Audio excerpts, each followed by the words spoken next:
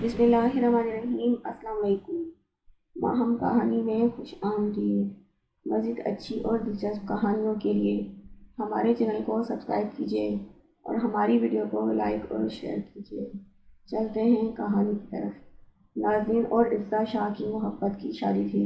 ارتضیٰ شاہ گاؤں کا سادہ مزاج سا لڑکا تھا جسے اپنی اسی سادگی کی بنا پر اپنی بے پناہ وجاہت اور خوبصورتی تک کا بھی احساس نہیں تھا، مگر ناظرین کو اس کی یہی خوبروئی بھاگ گئی تھی۔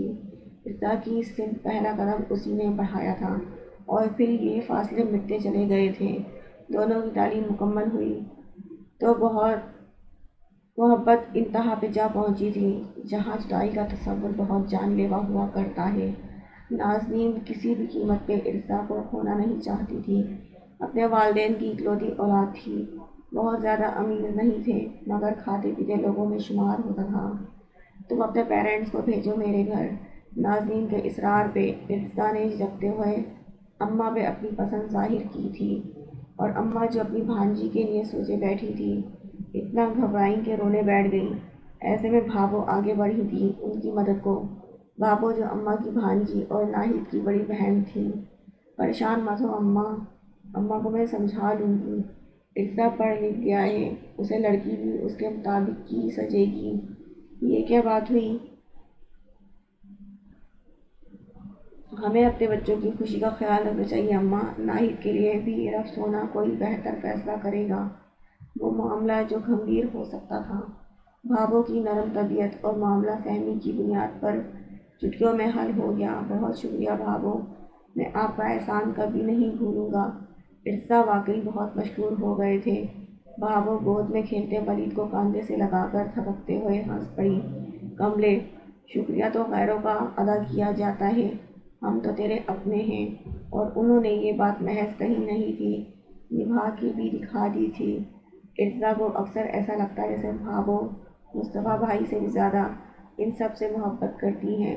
مصطفیٰ بھائی تو سارا دن کھیتوں پہ گزارتے تھے، بھابو ہی اماں اور ابے کے ساتھ پیار کرتی، اور جس طرح کا ان کا سلوک تھا، دونوں ہی بہو کی تعریف میں رطب لسان رہا کرتے تھے۔ ارتضیٰ کی شادی میں اماں اور ابے اور بھائی کے ساتھ بھابو نے بھی دل کھول کے ارمان نکالے تھے، مگر ناظرین چند دن کے بعد ہی اکتا گئی تھی۔ ارتضیٰ سے واپس شہر جانے کا مطالبہ کر دیا تھا۔ چلیں گے بابا، ابھی کچھ دن تو یہاں رہو، سب کیا سوچیں گے؟ ارتضیٰ کے سمجھانے پہ وہ ہتے سے اکھڑنے لگی تھی۔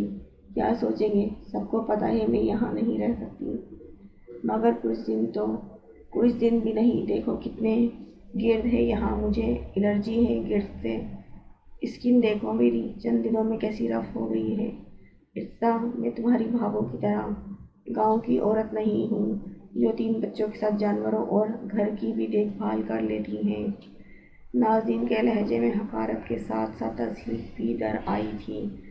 ارتضیٰ کو بھابو کے لیے اس کا لہجہ پسند نہیں آیا تھا، اور شادی کے محض 5ویں روز ان کی پہلی لڑائی ہو گئی تھی، جس کے نتیجے میں اس وقت بیگ تیار کر کے ناظرین جانے کو تیار ہو گئی تھی۔ یہ کیا کر رہی ہو نازو، پاگل ہو گئی ہو کیا؟ ارتضیٰ صورتحال کو بگڑتے دیکھ کر بوکھلا گئے تھے۔ تمہیں مجھ سے زیادہ اپنی بھاوج کا خیال ہے، رہو اس کے کھوٹے سے لگ کر، انہوں نے پھنکار کر کہا تھا۔ ارتضیٰ اس کی بلند آواز پہ بوکھلا گئے اور اٹھ کر کمرے کی واحد کھڑکی کو بند کر دیا۔ آہستہ تو بولو، وہ اتنی اچھی ہیں، تمہیں پتہ ہے کہ انہی کی وجہ سے ہماری شادی ہوئی ہے۔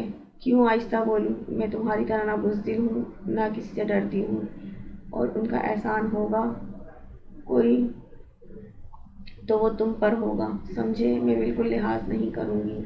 وہ پہلے سے زیادہ بلند آواز میں پھنکار کر بولی، جس سے یہ ہوا تھا کہ ابے کے ساتھ اماں اور بھابو نے بھی بہت کچھ سن لیا تھا، مگر کسی نے بھی ارتضیٰ سے کچھ نہ کہا۔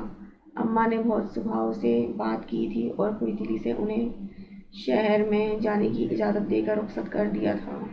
ارتضیٰ کے دل پر بوجھ تھا۔ شہر میں انہوں نے کاروبار شروع کیا تو پیسے کی ضرورت پیش آئی تھی کہ جس فیکٹری میں وہ مینیجر تھے، اس کے آنر کا اچانک انتقال ہو گیا تھا۔ اس کا بیٹا فیکٹری کو اونے پونے بیچ کر خود انگلینڈ جانا چاہتا تھا۔ ارسطا چاہتے تھے یہ فیکٹری وہی خرید لیں۔ انہوں نے مصطفیٰ بھائی سے بات کی تو انہوں نے اپنے پاس جمع پیسہ دے دیا، مگر وہ بہت کم تھا، بینک سے لون لے کر بھی پوری نہیں پڑ رہی تھی۔ تب مصطفیٰ بھائی نے زمینوں سے ان کا حصہ انہیں دے دیا تھا، جسے بیچ کر انہوں نے فیکٹری خرید لی تھی۔ پھر تو گزرتے دنوں کے ساتھ ان کے حالات بدلتے چلے گئے تھے، اور اسی حساب سے ناظرین کا نخرہ بھی۔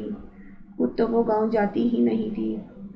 ارسطا شروع میں دونوں بچوں کے ساتھ چکر لگا آتے۔ اماں کا انتقال ہو گیا تھا، ابا کبھی کبھار ایک آدھ دن کو آ جاتے، مگر ناظرین کا رویہ ایسا تھا کہ ابا تو ابا، مصطفیٰ بھائی اور بھابھوں نے بھی آنا بہت کم کر دیا تھا۔